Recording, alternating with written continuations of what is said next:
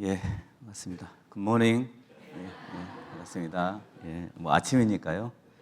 잘 주무셨죠? 저도 아주 편하게 잘 잤습니다. 또 전도 집회로 많이 봉사하시고 또 힘드실 것 같은데 또 이렇게 아침에까지 함께 모일 수 있어서 좀 많이 피곤하실 것 같은데 또 귀한 시간 됐으면 좋겠습니다. 같이 기도하시겠습니다. 주님 감사합니다.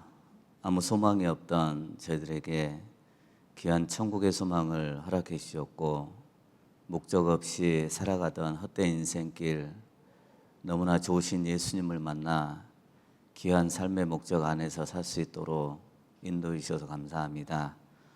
무엇보다 귀한 복음을 전할 수 있는 또 좋은 한 주간 허락해 주셨습니다. 한 주간 헛되지 않고 듣는 모든 사람들이 하나님의 사랑을 깨달아 같은 소망 안에 거할 수 있도록 인도해 주시옵소서. 또한 함께 수고하고 또 희생하는 우리 아산교회 식구들에게 주님의 은혜로 채우시고 기꺼이 즐거운 마음으로 함께 봉사할 수 있도록 주 성령께서 친히 도와주시옵소서. 또한 오늘 우리 형제자매도 함께 모였습니다. 필요한 말씀의 은혜로 함께 해주시고 이 마지막 때 주님의 선하신 뜻이 무엇인지 또 우리에게 원하신 일이 무엇인지 항상 깨우쳐 알아갈 수 있도록 주님 도와주시옵소서. 함께하는 모든 시간들 주 성령께서 친히 인도해 주시옵소서. 우리를 죄 가운데서 구원해 주신 예수님의 이름으로 기도드렸습니다. 아멘. 우리 베드로 후서 1장입니다. 베드로 후서 1장 1절부터 보겠습니다.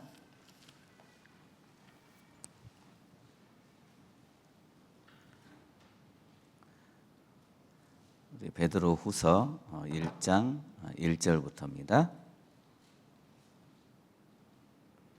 1절부터 제가 읽겠습니다. 베드로 후서 1장 1절입니다. 예수 그리스도의 종과 사도인 시몬 베드로는 우리 하나님과 구주 예수 그리스도의 의를 힘입어 동일하게 보배로운 믿음을 우리와 함께 받은 자들에게 편지하노니 하나님과 우리 주 예수를 알므로 은혜와 평강이 너희에게 더욱 많을지어다.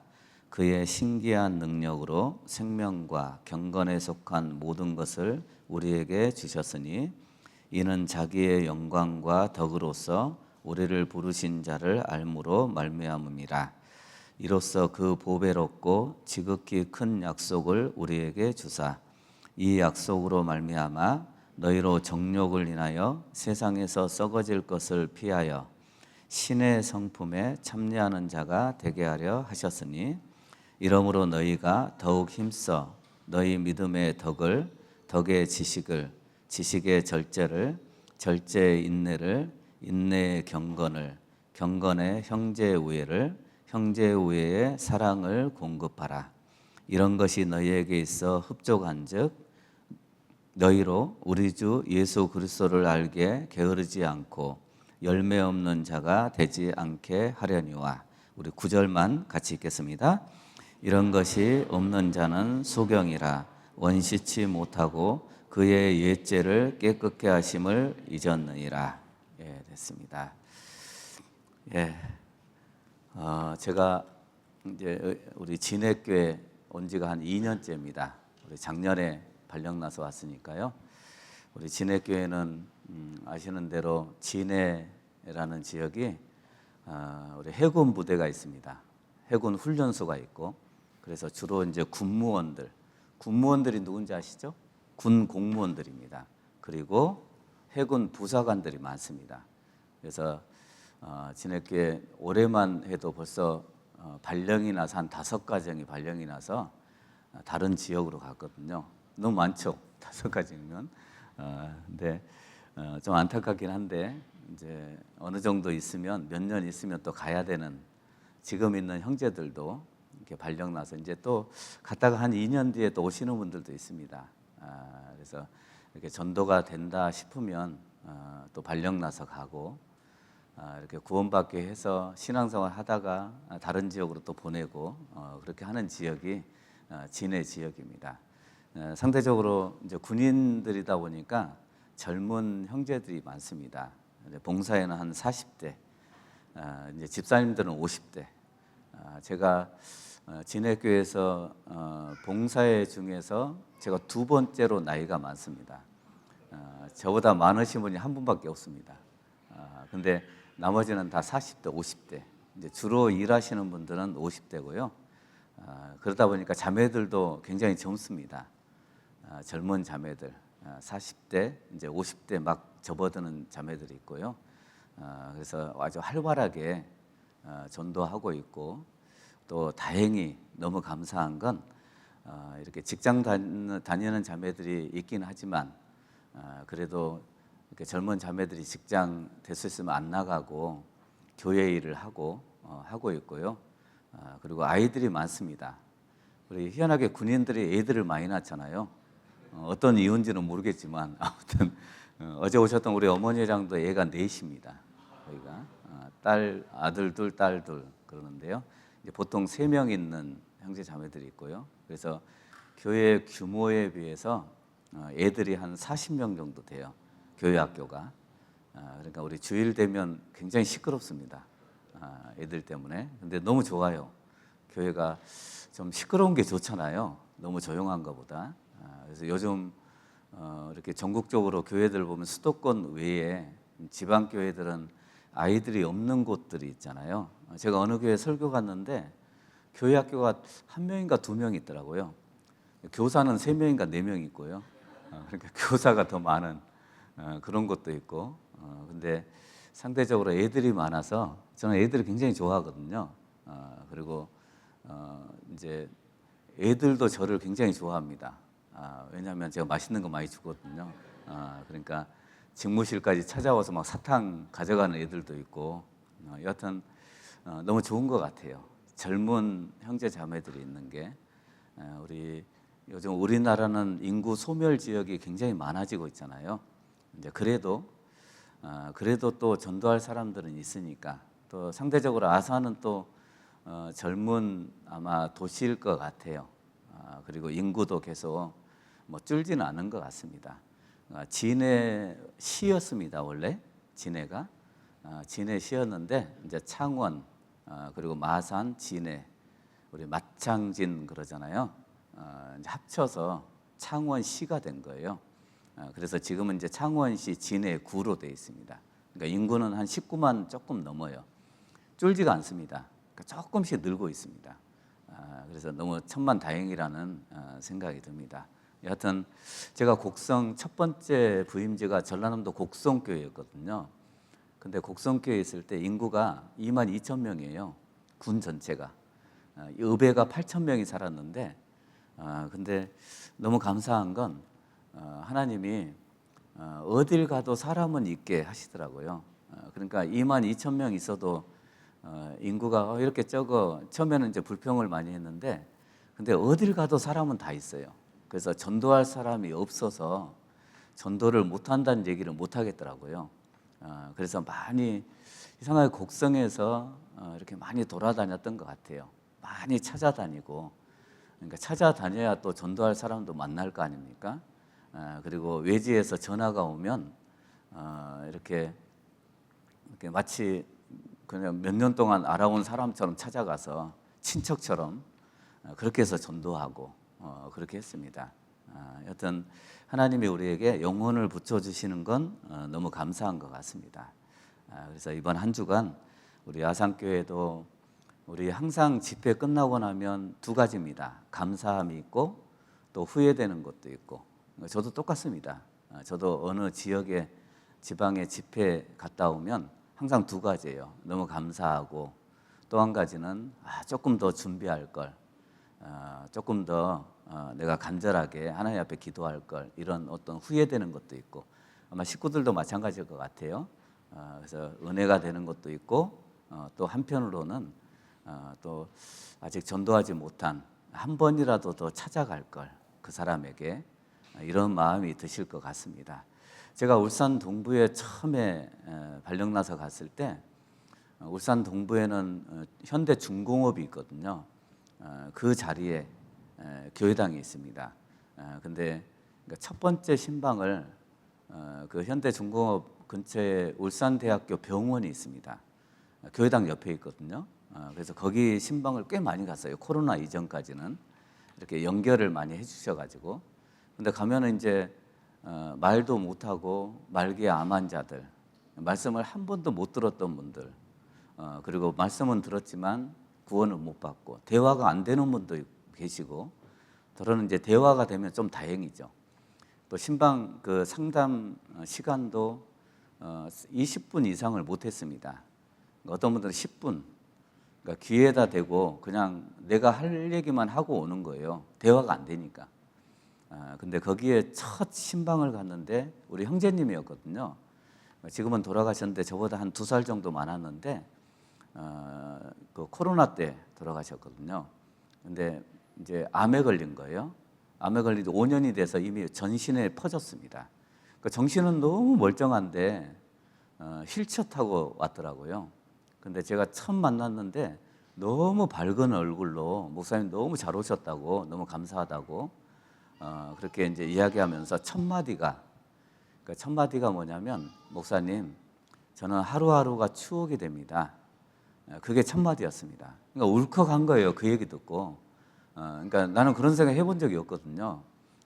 왜냐하면 뭐 앞으로 날이 많이 남았다고 생각하고 또 계획도 그렇게 짜지 않습니까? 근데 그 형제는 다른 계획이 없어요. 다음 계획을 짤 수가 없잖아요. 오늘 떠날지 모르고, 또 오늘 하루 살면 또 하루 살았네, 또 내일 떠날지 모르고, 이제 그런 형제였거든요. 그러니까 하루하루가 추억이 되는 거예요. 오늘 만나는 사람들, 마지막 이 세상에서의 만남이 될 수 있고, 내가 하는 이야기, 오늘 마지막 말이 될 수 있고, 유언처럼. 이제 참 그 얘기를 들으니까 너무 마음이 아픈 거죠.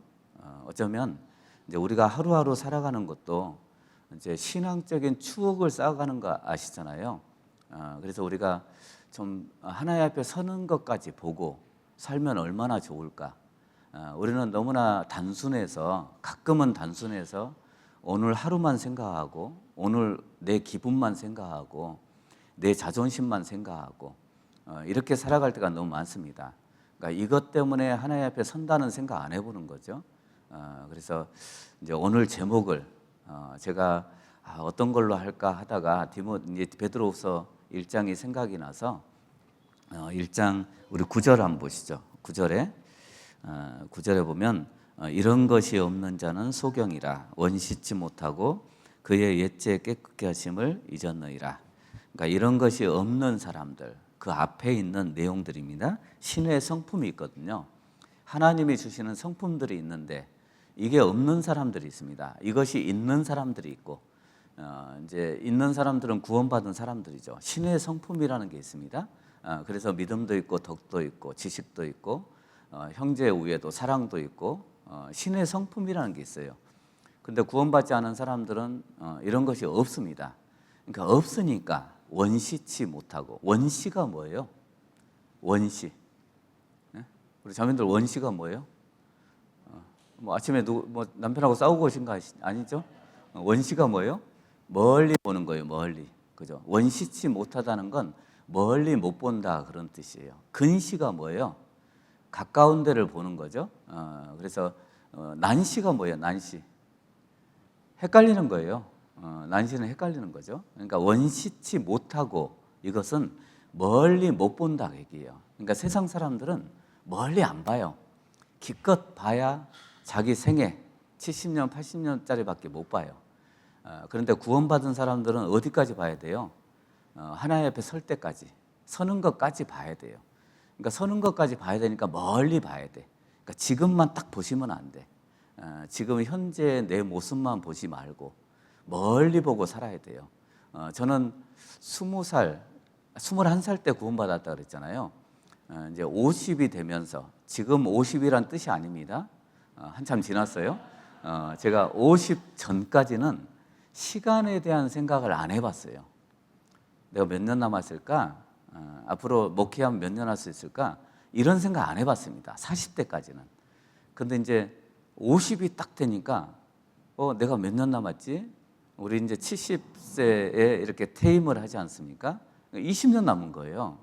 그러면 내가 몇 군데를 교회를 가면 끝날까? 이 생각을 해보니까 그렇게 많이 안 남은 거예요. 그러니까 이제 딱 한 10년 정도밖에 안 남았거든요. 그러니까 금방 지나갈 거 아닙니까? 내가 너무 현재만 생각했구나. 멀리 보지 못했구나. 그러니까 하나님 앞에 설 것까지 생각하면 현재의 삶을 우리가 돌아보면서 내가 어떻게 유익하게 살아갈까? 남는 장사를 해야 될 거 아닙니까? 오늘 하루도 살면 남는 장사를 해야죠. 우리 짐 엘리엇이 기도했던 기도문 아시죠? 짐 엘리엇이 19살 때 기도했던 기도문, 우리 전능자의 그늘이라는 책이 있습니다. 그 전능자의 그늘, 짐 엘리엇의 부인이 쓴 거예요. 엘리자베스가 쓴 건데, 그 짐 엘리엇이 기도했던 대학교 다닐 때 기도했던 기도문을 그 전능자의 그늘에 수록을 해놨습니다. 거기에 보면 이렇게 나옵니다. 하나님, 저는 오래 사는 것을 원치 않습니다. 다만 주 예수님처럼 꽉 찬 삶을 살기를 원합니다. 이렇게 기도합니다. 그러니까 29살 때 짐 엘리엇이 에콰도르 선교길에 순교당했거든요. 그러니까 10년 전 기도인 거예요. 10년 전, 19살 때. 그러니까 저는 오래 사는 걸 원치 않습니다. 그때 당시에 그 짐 엘리엇이 다른 선교사님들과 같이 에콰도르에 전도하러 들어갔지 않습니까? 아무도 전도 못하고 순교당했습니다. 들어가자마자 그 아우카 부족에게 그 순교를 당하지 않아서 창에 찔려서 순교당했어요. 그때 당시에 신문에 기자들이 신문 타이틀을 뭐라고 썼냐면 낭비라고 했어요. 낭비. 그러니까 아무도 전도를 못했잖아요. 그러니까 이건 무슨 낭비냐고.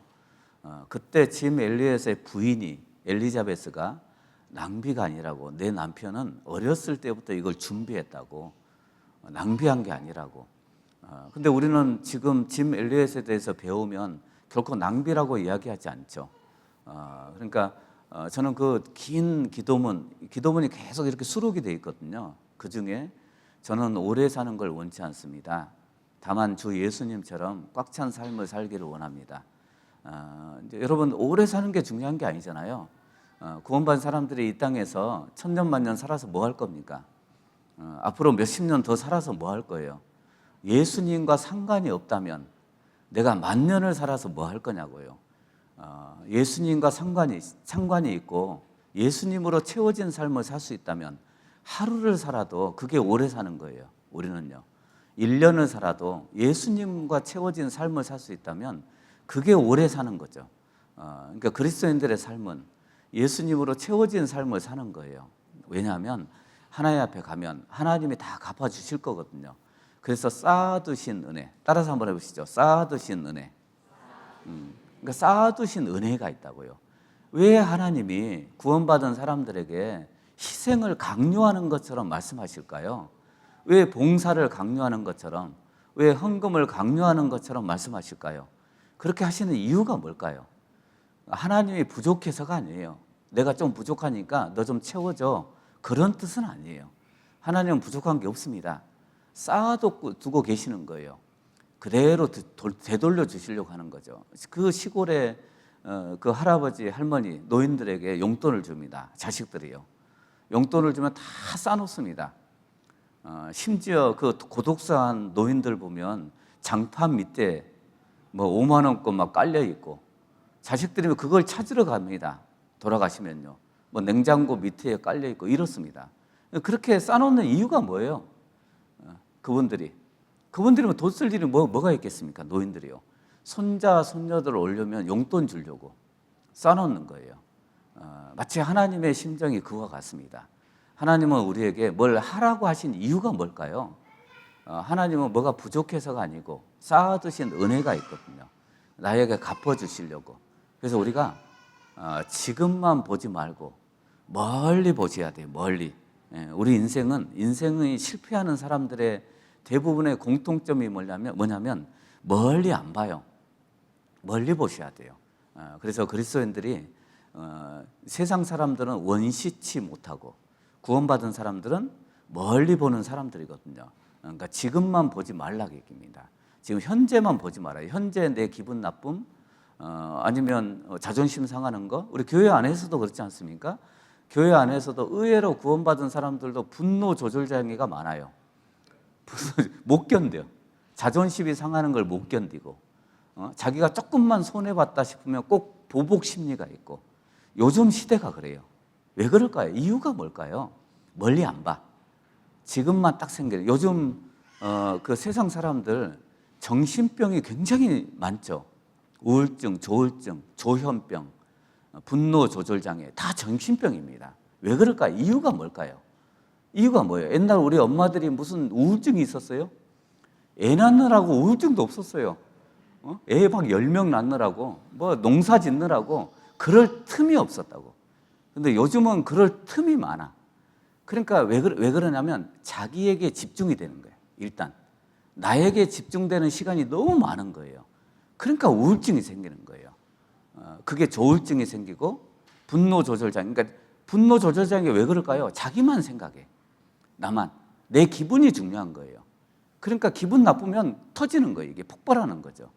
그게 정신병의 일종입니다.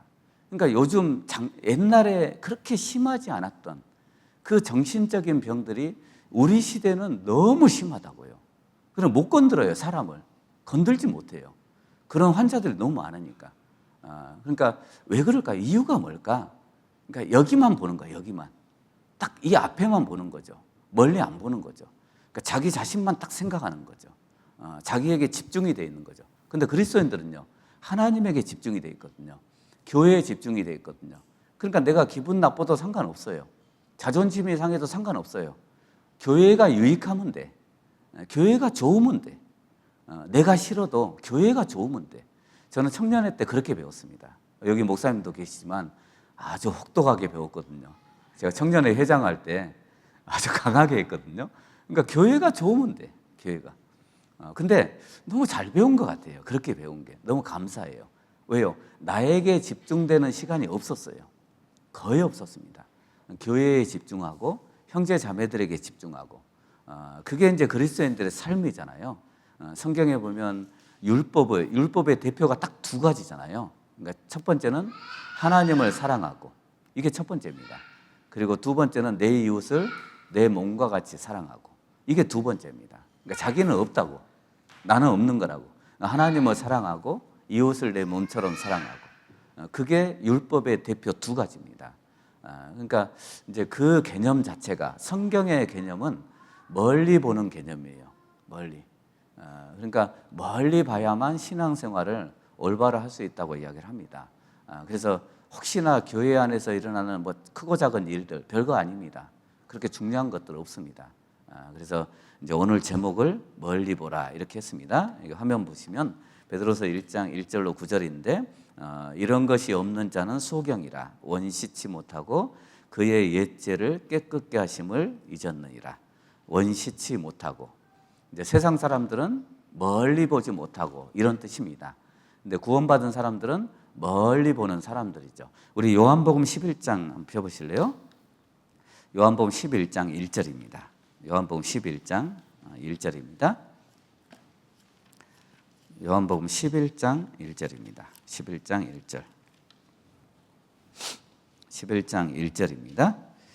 1절부터 제가 읽겠습니다. 어떤 병든 자가 있으니 이는 마리아와 그 형제 마르다의 촌 베다니에 사는 나사로라. 이 마리아는 향유를 주께 붓고 머리털로 주의 발을 씻기던 자요, 병든 나사로는 그의 오라비라라. 우리 3절은 같이 있죠. 이에 그 누이들이 예수께 사람을 보내어 가로되 주여 보시옵소서, 사랑하시는 자가 병들었나이다 하니. 4절은 제가 읽겠습니다. 예수께서 들으시고 가라사대 이 병은 죽을 병이 아니라 하나님의 영광을 위함이요 하나님의 아들로 이를 인하여 영광을 얻게 하려 함이라 하시더라. 예수께서 본래 마르다와 그 동생과 나사로를 사랑하시더니. 우리 6절만 같이 읽겠습니다. 나사로가 병들었다 함을 들으시고 그 계시던 곳에 이틀을 더 유하시고. 됐습니다. 자, 어떤 병든 자가 있으니, 이제 뒤에 설명이 나옵니다. 나사로라고 나옵니다. 병이 들었어요. 그러니까 베단이라는 작은 마을이 있었습니다. 예루살렘에서 조금 떨어진 곳인데 베단이라는 뜻은 번민하는 집, 가난한 집 그런 뜻이에요. 아주 작은 동네예요. 아주 가난한 동네예요. 거기에 나사로, 마르다, 마리아, 우리가 잘 아는 그 세 남매가 어떤 이유인지는 모르겠지만 아마 부모님이 먼저 돌아가셨을 것 같아요. 세 남매가 의지하면서 살고 있었습니다. 근데 나사로가 병이 들었어요. 죽을 병이 아니라고 예수님은 말씀하셨는데 결국 죽었습니다. 그러니까 죽을 병이었던 거예요, 육신적으로는. 그런데 예수님이 살려주셨지 않습니까? 그래서 이 요한복음 11장은 부활되시는 예수님, 이걸 설명을 하는 거예요. 나사로를 살리신 사건을 통해서. 근데 나사로가 병드니까 너무 심한 병에 걸렸던 것 같아요. 마르다 마리아가 가장 생각나는 분이 있는 거예요. 그분이 예수님이었습니다. 그래서 예수님에게 사람을 보냈습니다. 사람을 보내서 나사로가 병들었으니까 오셔서 고쳐주십시오. 이렇게 안 했습니다. 뭐라고 얘기했냐면 따라서 한번 해보시죠. 사랑하시는 자가 병들었나이다. 저는 옛날에 청년 때 이 성경 읽으면서 그래, 내가 기도를 한다면 이렇게 해야 되겠다. 하나님 앞에. 그러니까 우리의 대부분의 기도는 신세한탄인 거 아시죠? 신세한탄. 그죠? 그 신세한탄은 여러분 구원 안 받은 그 할머니들도, 마을의 할머니들도 해요. 시골에. 당산나무 아래서 앉아서 내가 그 인간을 만나서, 남편도 아니야 이제. 그 인간이에요. 그 인간. 그 인간을 만나서 이렇게 고생하고 허리도 구부러지고 평생 이렇게 고생만 했다고. 이제는 늙고 병들고. 그게 신세한탄이에요. 여러분 기도를 신세한탄 하지 말아요. 우리 신세가 어땠어요? 그런 식으로 하지 말라고요. 마리아 마르다처럼 하라고요. 이런 식으로 하라고. 사랑하시는 자가 병들었나이다. 그러니까 비록 병들었지만 사랑하시지 않습니까? 그런 뜻이에요. 도와주십시오.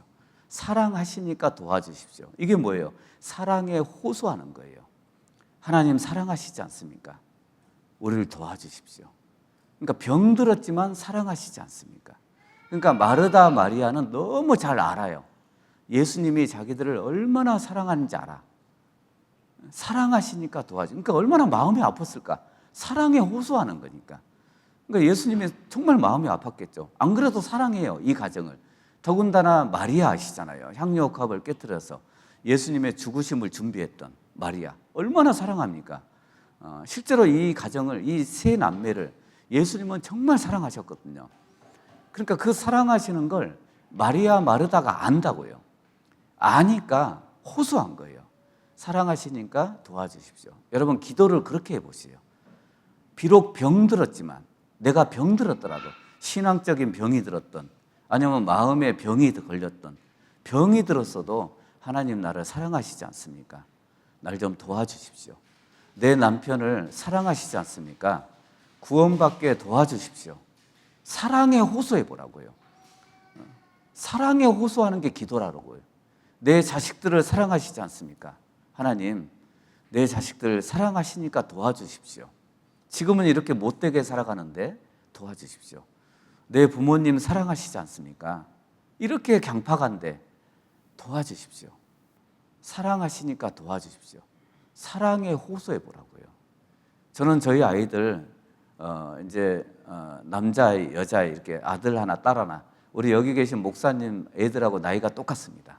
같은 해에 낳았거든요. 목사님도 아들, 딸 이렇게 돼 있잖아요.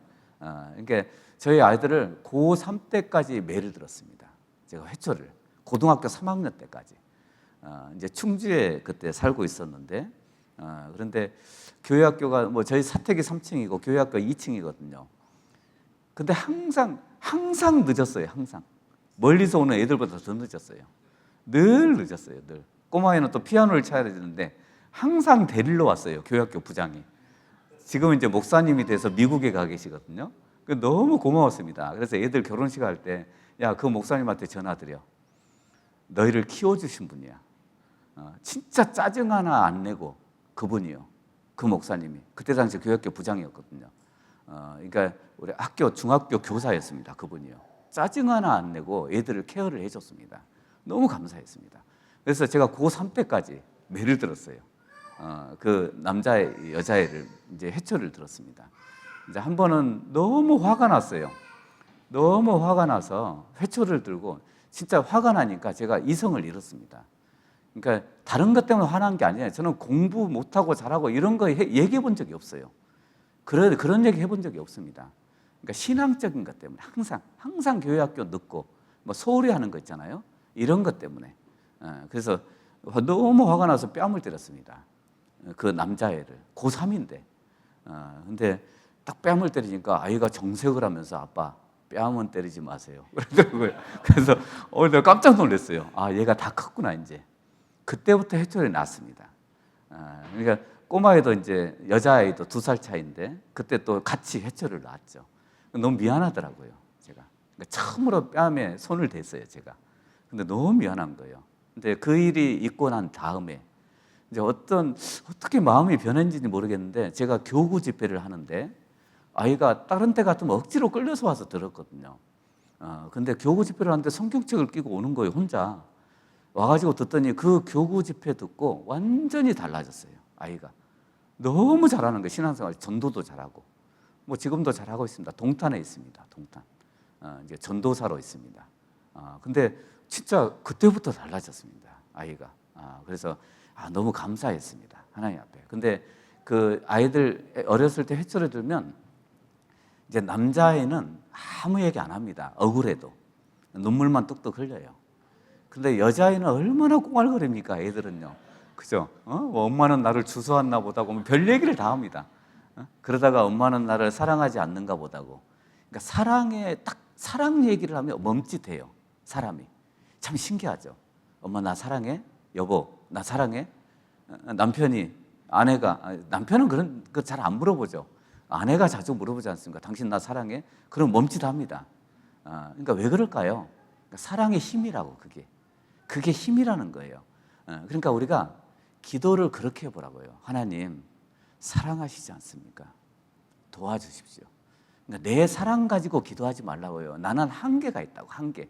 조건이라는 게 생긴다고요. 아이들에게, 내 부모님에게, 누구에게 조건이 생긴다고요. 근데 하나님은 조건이 없다고요. 사랑하는데 무슨 조건이 있습니까? 그래서 그렇게 기도해 보라고요. 그러니까 마르다 마리아는 사랑에 호소를 한 거예요. 정말 사랑에 호소하면서 예수님, 우리 가정을 사랑하시지 않습니까? 사랑하시니까 도와주십시오. 사랑하시는 자가 병들었나이다. 그런데 그 소식을 들었어요. 예수님 얼마나 마음이 아팠겠습니까? 소식을 듣고 야, 짐 싸, 가야지, 당장 가야지. 이렇게 하지 않으셨습니다. 이틀을 유하셨어요. 이틀 동안. 이틀을 기다리셨습니다. 왜 이틀을 기다리셨을까요? 예수님이요. 그러니까 마르다 마리아의 입장에서 한번 생각해 보세요. 그 이틀 동안 얼마나 힘들었을까? 얼마나 고통스러웠을까요? 당장 오실 줄 알았거든요. 사랑하시니까. 그런데 예수님은 이틀을 유하셨습니다.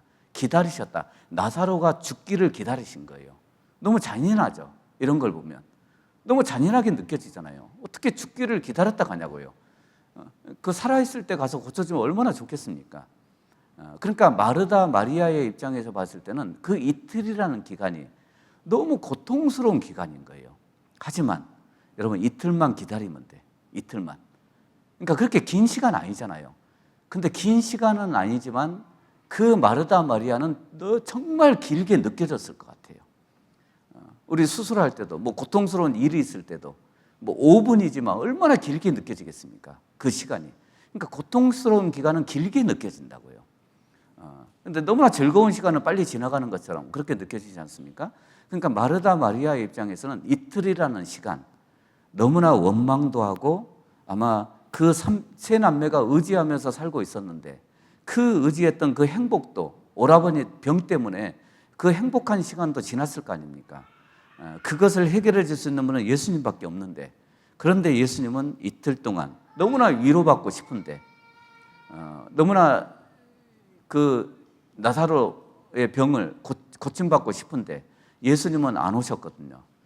그런데 이틀만 기다리면 돼. 이틀을 더 유하시고. 근데 그 이틀이라는 시간이 우리에게도 고통의 시간이긴 하지만 이틀만 기다리면 돼요. 우리 신앙도 똑같아요. 저는 어떤 생각이 드냐면 내가 이 세상에서 살아가는 건 그래 이틀밖에 안 돼. 아무리 힘들어도, 아무리 고통스러워도 그냥 이틀만 지나면 돼. 이 생각이 들더라고요. 내가 아무리 힘들고 누구 때문에 힘들고 무엇 때문에 힘들어도 그래 내가 이틀만 참으면 돼. 이 생각이 들더라고요. 그러니까 이틀만 기다려요. 이틀만. 내가 아무리 육신적으로 힘들든 사람 때문에 힘들든 주변의 환경 때문에 힘들든 그렇게 힘들게 하는 남편이 있든 이틀만 기다려요. 이틀만 기다리면 돼. 그러면 예수님 오셔요. 그것을 못 기다리니까 힘든 거예요, 우리가. 그게 고통의 시간이라고요. 그런데 왜 그런 시간을 예수님은 우리에게 그런 시간을 허락을 해주실까? 이유가 있습니다. 왜요? 더 큰 걸 주시려고요. 한번 생각을 한번 해보세요. 병을 고쳐주는 거하고 죽은 사람을 살려주는 거하고 어떤 게 더 커요? 당연히 죽은 사람을 살려주는 게 더 크죠. 그러니까 더 큰 걸 주시려고 하는 거예요. 그게 하나님의 방법이라고. 그러니까 우리의 방법하고 다릅니다. 그래서 성경에 보면 이렇게 나옵니다. 이거 한번 보시죠. 예수께서 본래 마르다와 그 동생과 나사로를 사랑하시더니 나사로가 병들었다함을 들으시고 그 계시던 곳에 이틀을 더 유하시고. 자, 예수님 이렇게 말씀하셨어요. 내가 거기 있지 아니한 것을 너희를 위하여 기뻐하노니 이는 너희로 믿게 하려 함이라. 그러나 그에게로 가자 하신대. 내가 거기 있지 아니한 것을 너희를 위하여 기뻐하노니. 그러니까 예수님이 야 너희가 기쁨이 될 거야. 그런데 마르다 마리아는 기쁨이 아니었죠. 고통스러운 시간이었습니다. 그 이틀이라는 시간이. 근데 예수님은 아시는 거예요. 나중에 얼마나 좋은 걸 주실지 아는 거죠. 그 아프리카에 가면 그 체로키 부족이라는 부족이 있습니다. 부족이 있는데 아들을 낳으면 아들이 이제 어느 정도 나이가 되면 한 15살 이 정도 되면 성인식을 해요. 여러 가지 성인식을 거쳐야 됩니다. 마지막 거치는 관문이 뭐냐? 아버지가 이 아들을 데리고 숲속으로 가요. 저 멀리 마을에서 떠나서 숲속으로 갑니다. 그러니까 굉장히 무서워요. 그것도 저녁에 데려갑니다. 그래서 데려가서 이제 아침이 될 때까지 잠을 못 자게 해요. 서 있게 해요. 바위에 딱 서 있게 합니다. 그리고 눈을 가리게 합니다. 눈을 못 뜨게 해요. 그게 성인식의 마지막 관문입니다. 그리고 아들을 놔두고 가버려요, 아버지가. 그러면 아들이 얼마나 무섭겠어요. 그 캄캄한 밤에 아무것도 안 보여요. 안 그래도 안 보여요. 그런데 안대를 하고 있지 않습니까? 또 잠도 못 자요. 그 짐승의 울음소리가 있고 얼마나 무섭겠냐고요. 그것을 하루 동안 버텨야 돼. 버티고 드디어 이제 해가 딱 쬐요. 아침이 왔다는 걸 직감적으로 알아요, 아들이. 그 안대를 딱 벗잖아요. 아침이 왔네. 이제 그걸 기다렸을 거 아닙니까? 그 아침을. 그런데 딱 눈을 떠서 딱 보면 딱 봤는데 아버지가 바로 옆에서 창을 들고 서 있는 거예요. 안 떠난 거예요. 아버지가 밤새도록 지켜 서 있는 거예요. 그 아들을. 너무 눈물 나지 않아요? 그런 광경을 보면. 그죠? 그러니까 아들은 아버지가 없다고 생각했거든. 근데 아버지가 밤새도록 눈을 부릅뜨고 혹시 다른 짐승이 올까? 들짐승이 올까 봐. 밤새도록 지켜 서 있는 거예요. 그게 성인식의 마지막 관문입니다. 여러분, 하나님이 모른 척하고 침묵하실 때 아닙니다. 침묵이 아니라고. 하나님의 침묵도 우리에게 주시는 응답입니다. 응답을 주시는 거라고. 그게 하나님의 침묵이라고요. 그러니까 침묵의 시간은 우리에게 너무나 고통스러울 수 있는데 이틀만 기다리면 된다고. 이틀만. 그러니까 조금만 기다리면 된다고요. 저는 성경 보면서 이 구절이 가장 이해가 안 됐어요. 이 구절이. 여기 한번 보시죠. 창세기 22장 1절 2절입니다. 우리가 너무 잘 아는 구절입니다. 그 일 후에 하나님이 아브라함을 시험하시려고 그를 부르시되 아브라함아 하시니 그가 가로되 내가 여기 있나이다. 여호와께서 가라사대 내 아들 내 사랑하는 독자 이삭을 데리고 모리아 땅으로 가서 내가 내게 지시하는 한 산 거기서 그를 번제로 드리라. 자, 이 내용이 여러분 이 내용을 자세히 읽어보면 구원받지 않은 사람들이 읽으면 놀랍니다. 이게 인신제사예요. 아시죠? 어떻게 하나님이 사랑하신다는 사람을, 그러니까 어떻게 사람을 바치라고 얘기하는, 여러분 짐승을 바치는 건 이해가 돼요. 짐승을 바치는 건. 근데 어떻게 사람을 바쳐요? 이거는 이교도들이 하는 거라고. 그죠? 어떻게 생각해요? 이거는 이교도들이 하는 거예요. 사람을 바치는 건. 자기 자식을 바치고. 그 옛날에는 이교도들이 그 일을 하지 않았겠습니까? 비가 안 오면 사람을 바쳤다고요. 근데 마치 그것처럼 하나님이 하라고 하시는 거예요. 야, 네가 사랑하는 독자 이삭을 바쳐. 그냥 이삭 바쳐가 아니고 얼마나 마음이 아팠겠어요.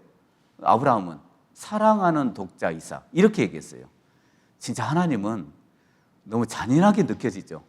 야, 네가 사랑하는 독자 이삭, 안 그래도 사랑해. 거기다가 불을 지핀 거예요. 기름을 끼워 얹은 거죠. 안 그래도 사랑하잖아요. 근데 왜 이 말씀을 하셨을까요? 이삭보다 하나님을 더 사랑하시는지 알고 싶은 거예요. 여기서 나오는 말이 경외라는 말이에요. 경외. 처음 나오는 거예요. 이 창세기 22장에. 네가 드디어 나를 경외하는 줄 내가 알았다고. 하나님이 뭐 몰라서 그런 게 아니에요. 그걸 증명을 해준 거죠. 경외라는 말이 여기에 처음 나온다고요. 이 사건이 처음 나오는 거예요. 그러니까 그래서 하나님을 경외한다는 뜻이 뭐예요? 바친다는 의미고 하나님을 더 사랑한다는 의미라고. 그게 경외라는 뜻이라고요. 그러니까 인신제사를 어떻게 이런 성경 속에서 하나님이 크고 끔찍한 사건을, 이런 일들을 아브라함에게 요구하시냐고요. 이유가 뭘까요? 더 좋은 걸 주시려고요. 이삭을 진짜 이삭을 뭐 각을 떠서 하나님은 그런 걸 원하시는 게 아닙니다. 아브라함의 마음을 원하시는 거죠. 그러니까 우리의 신앙도 그와 같습니다. 신앙도 당장의 모습만 보지 말라고 얘기해요. 당장의 모습만 보지 말고 멀리 보면 하나님의 사랑이 거기에 담겨져 있습니다. 여러분, 식물이 자라는 건 언제 자라요? 밤에 자라요. 밤에. 낮에 자라지 않습니다. 그 캄캄한 밤에 식물이 자라는 거라고요. 정말 강인한 훈련을 받은 뭐 특수부대, 우리 진해에도 UDT, SSU, 우리 형제들이 있거든요. UDT, 뭐 SSU는 치매 잠수사입니다. 뭐 UDT, 우리 그 소령 한 분이 계셨는데 계룡으로 발령 나서 갔거든요. 근데 이번에 중령으로 가자마자 중령으로 그 진급이 됐습니다. 아마 다시 내려올 것 같습니다. 진해로 내려오면 좋을 것 같은데 아무튼 근데 얘기 들어보니까 UDT 형제 얘기 들어보니까요, 그냥 대원들을 데리고 무인도에다 넣어버린대. 일주일 동안 먹을 거 없대요. 아예 안 준대. 먹을 거. 알아서 이제 생존을 해야 돼. 거기서 뭘 잡아먹든 뭐 이렇게 해야 됩니다. 그리고 일주일 뒤에 데리러 온대요. 그러니까 그런 혹독한 훈련을 받아요. 해병대, 뭐 특수부대 많지 않습니까? 그런 훈련을 받는 이유가 뭐예요? 강인한 군인이 되려고요. 그러니까 우리가 왜 이 세상에서 이런 고난이 있고 마치 훈련처럼 받는 게 왜 이런 훈련이 있을까요? 이유가 뭘까요? 더 강하게 쓰시려고요. 하나님이. 약하면 안 돼. 구원받은 사람들은 더 강해져야 돼. 멘탈도 강해야 되고 우리가 살아가는 삶의 모습도 강해야 된다고요. 강인한 군인으로 만들려고 하는 거라고요. 하나님은. 하나님이 하시는 방법이라고요. 그게 사랑의 방법이라고요. 사랑하시는데 왜 그렇게 해야 되냐? 사랑하시니까 그렇게 하시는 거예요. 사랑하시지 않으면 그냥 내버려 둔다고요. 하나님은요. 여기 한번 보시죠. 그러니까 스펄전이 얘기했던 거예요. 스펄전이 이렇게 얘기했습니다. 그런즉 사랑하는 여러분, 여러분은 천국을 향해 나아가는 과정에서 여러분의 시련이 배가할 것으로 기대하셔야 할 것입니다. 여러분이 은혜 아래에 있을 때라고 해서 여러분의 발 앞의 길이 평탄하고 머리 위에 하늘이 화창하다고는 생각지 마십시오. 반대로 하나님께서는 여러분의 군병으로서 가질 더 큰 기술을 주시려고 더 고된 훈련을 강화하실 것이며 태풍과 폭풍에 용감히 대처할 배를 갖추기 위해 하나님은 폭풍이 있는 바다도 주시며 긴 항해도 하게 하신다는 것을 기억하십시오. 그렇게 하는 데에는 목적이 있습니다. 결국 여러분께서 하나님께 영광을 돌리고 보다 거룩되게 하나님을 신뢰토록 강하기 위한 것입니다. 그러니까 구원받았다고 해서 천국 가는 과정이 순탄하다고 생각하지 말라고 얘기해요. 더 배가 할 거다. 오히려 구원받기 전보다 더 시련이 있을 거다 얘기해요. 구원받은 사람들이. 여러분, 구원을 안 받았으면 우리는 사람에게 무시받을 일이 없습니다. 구원을 안 받았으면 무시받을 일이 없죠. 바보 소리 들을 일도 없어요. 구원을 안 받았으면요. 뭐 핍박받을 일도 없어요. 구원받아서 그런 거예요. 구원받으니까 시련이 배가하는 거예요. 그러니까 없을 거라고 생각하지 말라고 얘기해요. 평탄할 거라고 생각하지 말라고 얘기합니다. 하늘이 맑을 거라고 생각하지 말라고 얘기해요. 구름이 일 거다 얘기해요. 그러니까 스펄전도 그걸 안 거예요. 구원받으면 구원받은 사람들에게 결코 평탄한 길이 주어져 있는 건 아니구나. 하지만 그 고통의 시간이 지나면요, 이틀이 지나면 예수님이 오시거든요. 그러면 얼마나 좋은 곳으로 주시겠냐고.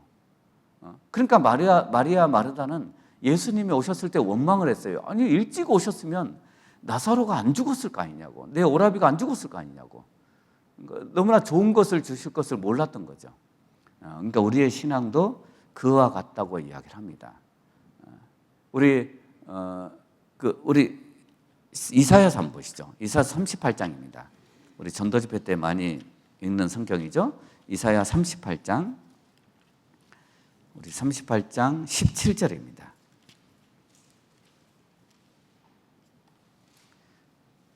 이사야 38장 17절입니다. 17절, 이사야서 38장 17절. 우리 같이 읽겠습니다. 보옵소서, 내게 큰 고통을 더하신 것은 내게 평안을 주려 하심이라. 주께서 나의 영혼을 사랑하사 멸망의 구덩에서 건지셨고 나의 모든 죄는 주의 등 뒤에 던지셨나이다. 보옵소서, 내게 큰 고통을 더하신 것은 뭘 주시려고요? 평안을 주시려고. 참 신기하죠? 어떻게 고통하고 평안하고 같을 수가 있을까요? 고통은 고통이에요. 평안은 평안이죠. 이거는 세상 사람들이 이해할 수 있는 게 아니에요. 어떻게 고통이 평안이 되냐고요? 어떻게 이꼬르가 되냐고요? 하나님은 그렇게 해주시는 거예요. 하나님은. 세상 사람들은 전혀 다른 내용이에요. 어떻게 고통이 평안이 돼요? 그게 왜 즐거움이 되냐고요? 어떻게 핍박이 즐거움이 돼요? 핍박받는 사람들은 즐거워하라 그랬어요. 왜 그게 즐거움이 돼요? 그 어떻게 고난이 즐거움이 되냐고요? 그러니까 하나님은 그렇게 하신다고 얘기해요.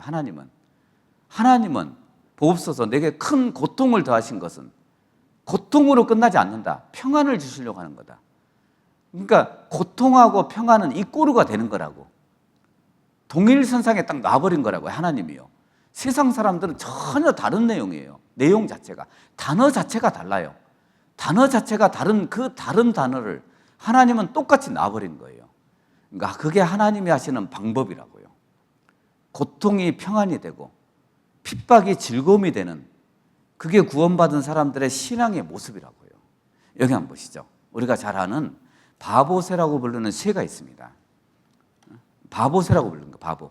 왜 바보새라 그러면, 새라 그러냐면 거추장스럽게 보이는 긴 날개를 늘어뜨립니다. 잘 도망가지도 못해요. 잘 걷지도 못해요. 날지도 못해요. 사람이 다가가면 거의 못 도망가요. 그냥 사람에게 잡혀요. 한때는 멸종 위기종이었습니다. 그냥 사람에게 잘 잡히니까요. 북대서양 근처에 살고 있거든요. 그러니까 날개 길이면 3m입니다. 그 뒤뚱뒤뚱 우스운 모습에 바보새라고 불리는 새입니다. 그래서 사람들이 바보새라 그러는 거예요. 그런데 이 새가 날 수 있는 유일한 때가 있습니다. 언제 나냐면 태풍이 올 때 날아요. 태풍이 올 때, 바람이 불 때. 그러니까 태풍이 오고 바람이 불면 모든 새는 숨어요. 모든 동물도 숨어요. 근데 이 새는 언덕으로 올라가요. 올라가서 날개를 쫙 펴요. 그래서 바람을 타고 놀아요. 활공이에요. 바람을 타고 날아요. 활공의 명수입니다. 활공이 뭐냐면 날개짓을 안 해요. 바람만 타고 그냥 날개만 딱 피고 있으면 돼. 우리 종이비행기 아시잖아요. 종이비행기 막 이렇게 해서 가는 게 아니잖아요. 그냥 바람 타고 쫙 날잖아요. 이 새가 그런 새입니다. 그러니까 태풍이 올 때 딱 날 수 있는 거. 바람이 불 때. 모든 새는 숨습니다. 그때 날개를 펴니다. 여러분, 바보새가 아닙니다. 가장 지혜로운 새라고요. 고난이 올 때, 그 어려움이 올 때 모든 사람은 숨으려고 해요. 그런데 구원받은 사람들은요, 언덕으로 올라갑니다. 왜? 그때 날 수 있으니까. 활공의 명수. 그래서 심장 박동수가 날고 있을 때하고 땅에 있을 때하고 똑같아요. 이 새는. 왜요? 날개짓을 안 하니까. 그러니까 힘든 게 없어. 날개만 피고 있으면 돼요. 그래서 거의 한 2달 동안 지구 한 바퀴를 돌 수 있습니다. 날면서도 잠을 잘 수 있습니다. 이 새는요. 이 새가 바보새가 아닙니다. 이 새의 이름이 뭔지 아십니까? 태풍을 기다리는 새예요. 바람을 믿고 용기 있게 절벽에서 뛰어내리는 활공의 명수입니다. 날 수 있는 새 중에 가장 커요. 이 새가. 이 새의 이름이 알바트로스입니다. 이 새의 이름이 바보새가 아니라고요. 알바트로스. 여러분 골프 치는 우리 자매님들이니까 뭐 골프에 대해 잘 모르시겠죠? 우리 남자분들은 형제들은 또 알지 모르겠습니다. 골프 칠 때 내가 5번 만에 쳐서 넣어야 돼. 그러니까 5번 딱 쳐서 넣었으면 그게 이제 파라 그래요. 파예요. 그러니까 한 번을 줄이면 그때부터 버디. 그러니까 새 이름이 붙어요. 버디라고 그래요. 버릇. 2번을 줄이면 뭐라 그러는지 알아요? 5번 만에 넣어야 되는데 3번 만에 넣었어. 이글이라 그래요. 이글. 근데 3번을 줄이면 알바트로스예요. 그 골프 용어입니다. 이게요. 이글 위에, 그러니까 독수리보다 더 위라고 이게 알바트로스가. 여러분 이 시대 알바트로스가 누구예요? 구원받은 사람들이에요. 우리는 숨지 않습니다. 어려움이 오면 날개를 펴니다. 왜? 그때 날 수 있으니까. 그때 비상할 수 있으니까. 그때가 가장 좋은 시기라고요. 어려움이 오고 핍박이 오고 고통스러울 때 그때 내 날개를 펴라고요. 숨지 말라고요. 쫙 펴라고요. 우리 전도 집회에 있을 때 날개를 펴라고요. 얼마나 힘듭니까? 봉사해야 되고 다른 사람에게 집중해야 되고요. 영혼에게 집중해야 되고. 그게 얼마나 힘든 일이냐고요. 여러분 다 사람에게 집중하는, 사람이 가장 힘든 거 아시죠? 제일 힘든 거예요. 사람이요. 사람이 가장 나를 힘들게 합니다. 그런데 그 사람에게 집중한다는 게 얼마나 힘든 일이냐고요. 구원받지 않은 영혼에게 집중하는 게 얼마나 힘든 일이에요. 날개를 접지 말아요. 힘들다고 접는 게 아니라고 우리는요. 그때 날개를 펴는 거라고요. 왜? 그때 내가 비상할 수 있고 그때 날 수 있으니까요. 날 수 있는 유일한 때예요. 이 알바트로스가 날 수 있는 유일한 때, 태풍이 올 때, 바람이 불 때. 그리스도인들의 삶이 그와 같습니다. 그때 날개를 펴라고요. 나에게 혹시나 마리아 마르다처럼 예수님이 오시지 않는 그 고통스러운 시간이 있을 때 그때 날개를 피는 거예요. 아, 이때 내가 비상할 수 있구나. 이때 내가 날 수 있구나. 우리 성지순례 가면 실제로 에베소 같은 데 가면 에베소라는 지역이 굉장히 번성했던 지역이거든요. 거기에 이제 두란노 소원도 있습니다. 사도 바울이 가르쳤던 두란노 소원도 있고 뭐 이렇게 원형 경기장도 2개인가 있습니다. 지금도 발굴을 하고 있습니다. 근데 바닥이 대리석으로 되어 있습니다. 마차가 다니는 바닥이 흙이 아니에요. 대리석으로 다 되어 있어요. 그렇게 잘 살았던 지역입니다. 거기 가면 입구에 가면 누가의 묘가 하나 있고 누가의 묘. 그리고 그 대리석 바닥에 물고기 마크가 새겨져 있습니다. 그리스도인들을 표시하는. 왜냐하면 왜 그 마크를 새겨놨냐면 그때 당시에는 나는 그리스도인입니다. 나는 예수 믿습니다. 나는 하나님 믿습니다. 목숨 내놓고 얘기해야 돼. 자기 목을 내놓고 얘기해야 돼. 그때는. 안 그래요? 요즘은 쉽죠? 아, 나 교회 다닌다고. 나 하나님 믿는다고. 너무 쉽게 얘기하잖아요. 여러분 로마 시대 때는 목을 내놓고 그 얘기해야 된다고. 언제 죽을지 몰라. 그러니까 목숨을 내놓고 나는 그리스도입니다. 이 얘기를 해야 돼. 감히 그 얘기를 못하니까 바닥에다 물고기 마크를 새긴 거예요. 이걸 알아보는 그리스도인들이 있거든요. 그래서 구원받은 사람은 그걸 알아보는 거예요. 그래서 물고기 마크가 대리석에도 새겨져 있습니다. 그런 때가 있었다고요. 그런 때가. 그렇게 힘든 때가 있었다고요. 카타콤의 순교자들 아시죠? 저도 가봤습니다. 정말 겉에서 보기에는 진짜 양들이 풀을 뜯어먹고 있습니다. 하지만 지하 무덤입니다. 그리스도인들이 거기서 예배를 드리고 하나님께 찬송했던 장소가 있습니다. 지하 무덤이거든요. 실제로. 뭐 50km가 넘습니다. 거기는요. 들어가면. 그래서 군병들이 못 들어가는 거예요. 로마 군병들이요. 길을 못 찾으니까요. 길을 잃어버립니다. 들어가면요. 그래서 관광객들이 들어가면 이게 불이 켜져 있습니다. 거기만 들어갑니다. 다 통제되어 있거든요. 근데 제가 거기 들어가면서 어떤 생각이 들었는지 알아요? 예수님이 말씀하셨던 마태복음 5장에 보면 하나님이 태양을 주실 때 이 태양빛을 의인에게만 비치게 하신 게 아니에요. 악인에게도. 악인들에게도 비치게 하셨습니다. 공평하게. 그런데 그때 당시에는 로마 시대 때는요. 낮에는 못 나왔어요. 모든 사람에게 공평한 이 태양빛조차도 자기들이 쬐는 게 이게 사치가 된 거예요. 그리스도인들이요. 이 태양빛을 쬐 수가 없는 거예요. 로마 시대 때는. 사치처럼 느껴졌다고요. 목숨 내놓고 태양빛 나와야 돼. 밖에 나오려면. 저녁에만 나왔다고, 저녁에만. 그 캄캄한 지하 무덤에서 또 저녁에만 나와. 햇빛을 쬐일 시간이 없다고요. 그리스도인들이. 그렇게 신앙을 지켰다고요. 그 어려운 가운데서도 날개를 펴고 전도를 하고 그렇게 살았다고요. 그 지하 무덤에서 예배를 드리고 하나님의 말씀을 가르치고 그렇게 살았다고요. 그러니까 결코 숨지 않았습니다. 그 숨은 게 아니라고요. 거기서도 믿음을 지켰습니다. 이 시대 알바트로스, 구원받은 사람들입니다. 구원받은 사람들이 알바트로스입니다. 그렇기 때문에 그 힘든 시간들, 여러분 그 고통의 시간이지만 그 고통으로 끝나지 않아요. 우리 욥의 고난을 통해서 알 수 있는 것처럼 고통이 아니에요. 더 좋은 걸 주시려고 하는 거예요. 배나 주시지 않았습니까? 나중에 10명의 자식을 주시고 다시 배나 주셨습니다. 근데 희한한 건 제가 욥기 읽으면서 왜 부인은 안 데려가셨을까? 하나님이. 자식들은 다 데려갔잖아요. 재산도 다 가져갔잖아요. 부인은 안 데려갔거든요. 그 악한 부인, 하나님 욕하고 죽으라고 하는 그 악한 부인은 안 데려갔잖아요. 왜 안 데려가셨을까요? 나중에 배나 주셨잖아요. 그러니까 부인까지 배나 주시면 큰일 나요. 그러니까 부인은 하나만 있으면 돼. 그러니까 그래서 부인을 안 데려간 거예요. 그렇죠? 안 그래서 쌈날 거 아닙니까? 그러면요. 그래서 제가 이해가 되더라고요. 부인을 안 데려간 이해가 되더라고요. 근데 그 하나님의 계획은요, 아주 큰 계획이 있는 거라고. 큰 그림을 그려가시는 거라고요. 여러분, 나를 향해서 하나님이 그려가시는 그림이 있습니다. 당장은 몰라요. 유명한 화가가 그림을 그리면 뭘 그릴지 몰라요. 우리는 몰라.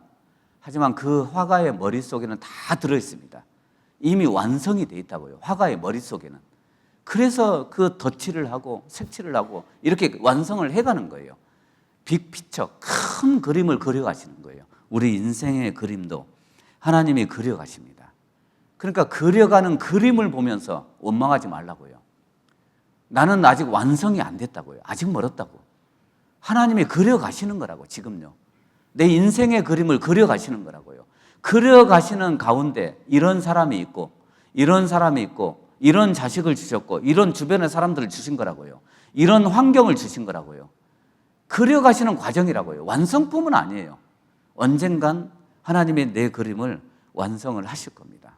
그 욥의 엄청난 고난의 시기가 끝나면 하나님이 엄청난 걸 주셨던 것처럼요.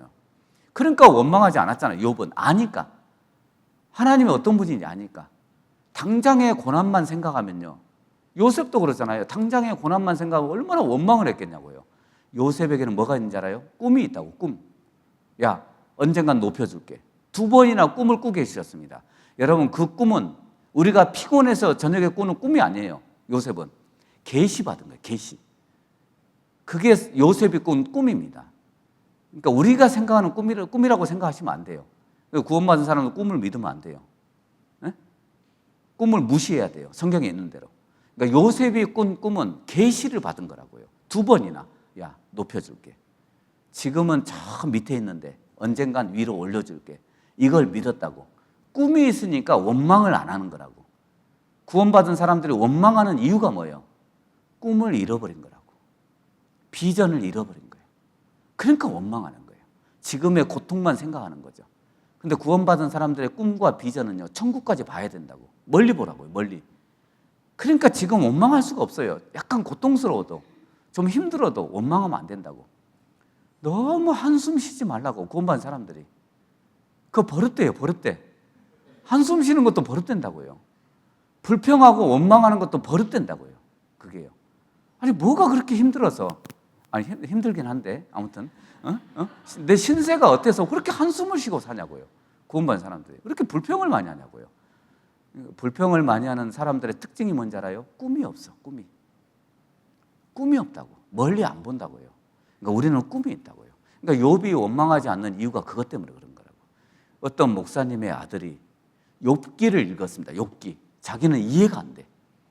이렇게 순전하고 정직하다고 성경에 나오잖아요. 욥이. 그런데 이런 사람에게 이렇게 엄청난 고난을 주신 게 이해가 안 돼. 목사님의 아들이 이해가 안 됐습니다. 그래서 아버지에게 와서 불평을 했습니다. 세상에 하나님이 이럴 수 있냐고. 좀 못되게 살면 이런 고난을 주시는 게 이해가 되는데 이렇게 순전하고 정직하게 살려고 하는 욥을 이렇게 고난을 주시냐고. 이렇게 어려움을 주시냐고 원망을 했습니다. 그때 아버지가 뭐라 그러는데 아들에게 야, 욥은 괜찮다고 하는데 왜 네가 뭐라 그러냐고. 욥은 괜찮대잖아요. 여러분 성경 읽어봐요. 요셉도 괜찮대잖아요. 다윗도 괜찮대잖아요. 왜 우리가 난리냐고. 그걸 읽고 왜 난리를 치냐고요. 욥은 괜찮대잖아요. 왜 우리가 불평하냐고. 당사자는 괜찮대잖아요. 우리가 괜찮으면 돼.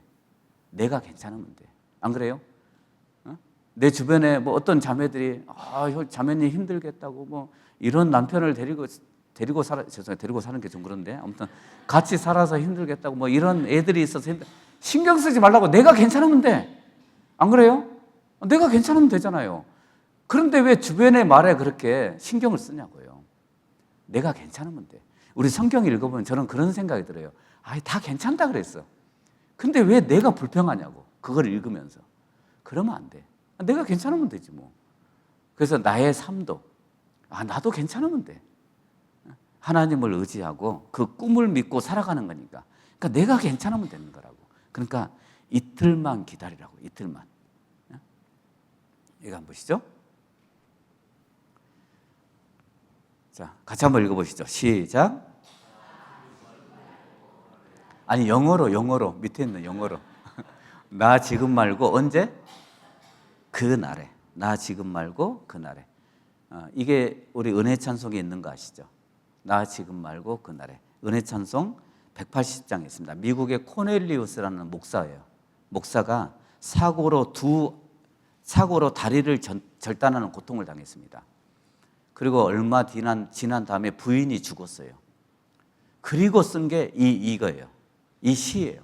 나 지금 말고 그날에. 우리 은혜 찬송에 있습니다. 나 지금 말고 그날에 더 좋은 그 나라에서. 이거예요. 참 눈물 나요. 나 지금 말고 언제요? 그날에. 지금 얻으려고 하지 말라고 얘기해요. 지금 웃으려고 하지 말아요.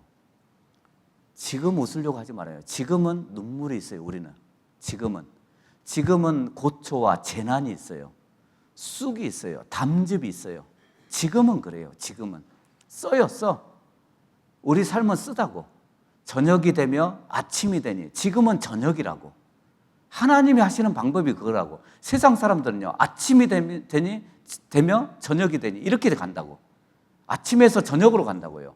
밝은 것을 좋아하죠, 세상 사람들. 아니에요. 하나님은 그렇게 안 해요. 하루가 뭔지 알아요? 저녁에서 아침이라고. 캄캄한 저녁이 와요. 점점 밝아진다고요. 하나님이 주시는 방법이라고요. 그게 나 지금 말고 그날에. 이 내용입니다. 나 지금 말고 그날에. 더 좋은 그 나라에서 이 눈물의 뜻을 알고 또 그 말씀 이해하리. 이곳에서 못다한 일 그곳에서 끝마치고 저 하늘의 비밀 풀면 그땐 모두 이해하리. 수많은 내 계획 위에 왜 구름이 덮였는지, 왜 내 노래 그쳤는지 그날 되면 이해하리. 내 원하던 모든 것이 왜 이루지 못했는지, 왜 내 희망 깨졌는지 높은 거기서 이해하리. 내 주님은 다 아시고 이 죄인을 인도하네. 눈물 없이 주 베리니 거기서 정령 이해하리. 이게 후렴구예요. 내 손 잡은 주 믿고서 험한 길 다 갈 동안 늘 힘있게 찬송하면 그날 그 뜻 이해하리. 그때 이해할 거다. 그때 마리아 마르다처럼 예수님이 오셔야 이해가 되는 거예요. 왜 안 오셨는지, 왜 이틀 동안 이렇게 고통스러운 시간을 주셨는지 예수님이 오셔야 이해가 되는 거예요. 우리도 왜 내가 이런 사람하고 만나서 사는지, 왜 이런 환경 속에서 사는지, 왜 이런 자식들을 주셨는지, 내 주변의 사람들을 왜 나에게 이런 사람을 붙여주셨는지 지금 이해가 안 돼. 그날 되면 다 이해돼요. 말 안 해도 알아. 설명 안 해줘도 안다고요. 그때는 얼굴과 얼굴을 대하여 볼 것이요. 설명 안 해도 안다겠게요. 고린도전서 13장 12절 아시죠? 같이 한번 읽어보시죠. 우리가 이제는 거울로 보는 것 같이 희미하나 그때는 얼굴과 얼굴을 대하여 볼 것이요. 이제는 내가 부분적으로 아나 그때에는 주께서 나를 아신 것 같이 내가 온전을 알려. 이제는 거울로 보는 것처럼 희미하나. 녹거울이었죠, 이때 당시에는. 그래서 희미하게 보입니다. 그때는, 그때가 옵니다. 이제는, 그때에는 주께서 나를 아신 것 같이. 지금은 부분적으로 알아요.